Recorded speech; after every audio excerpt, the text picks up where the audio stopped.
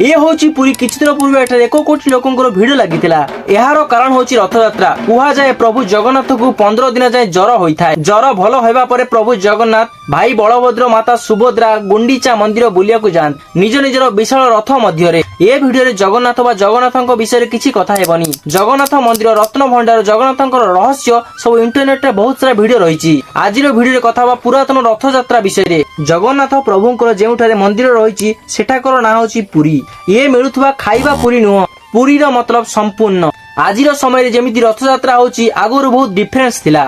ଆଗରୁ 6ଟି ରଥ ବନା ଯାଉଥିଲା। ଶ୍ରୀ ଜଗନ୍ନାଥ ମନ୍ଦିରରୁ ଗୁଣ୍ଡିଚା ମନ୍ଦିର ମଧ୍ୟରେ ମାଳିନୀ ନଦୀ ବହୁଥିଲା, ଯିଏ କି ମହାନଦୀର ଗୋଟିଏ ଶାଖା ହୋଇଥାଏ। ପ୍ରଭୁ ଜଗନ୍ନାଥ ବଳଭଦ୍ର ସୁଭଦ୍ରା ମାତାକୁ ପୁରୀ ମନ୍ଦିରରୁ ପ୍ରଥମେ 3ଟି ରଥରେ ମାଳିନୀ ନଦୀ ପର୍ଯ୍ୟନ୍ତ ଯାଉଥିଲା।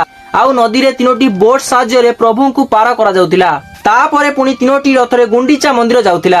ସେଥିପାଇଁ 6ଟି ରଥ ଆଗ କାଳରେ ବନା ଯାଉଥିଲା। ଧୀରେ ଧୀରେ ମାଳିନୀ ନଦୀ ବାଲିରେ ଭରିବାକୁ ଲାଗିଲା। ତାପରେ ସିଧା ସିଧା ରାସ୍ତା ହୋଇଗଲା। କିଛି ଲୋକ କହନ୍ତି ସବୁ ବର୍ଷ ରଥ କାମ ପାଇଁ ହଜାର ହଜାର ଗଛ କଟା ହୋଇଥାଏ।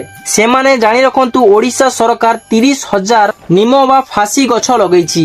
ଆଉ ସେଇ ଗଛକୁ ରଥ କାମରେ ଲଗା ଯାଇଥାଏ। ରଥ ସରିବା ପରେ ସେଇ ରଥର କାଠକୁ ମହାପ୍ରସାଦ ବନେଇବା କାର୍ଯ୍ୟରେ ଲାଗିଥାଏ।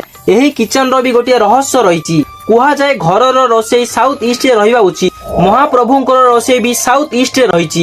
ଜଗନ୍ନାଥ ମନ୍ଦିର ପୁରୀର ସାଉଥ ଇଷ୍ଟରେ ରହିଛି। ପୁରୀ ଓଡିଶାର ସାଉଥ ଇଷ୍ଟରେ ରହିଛି।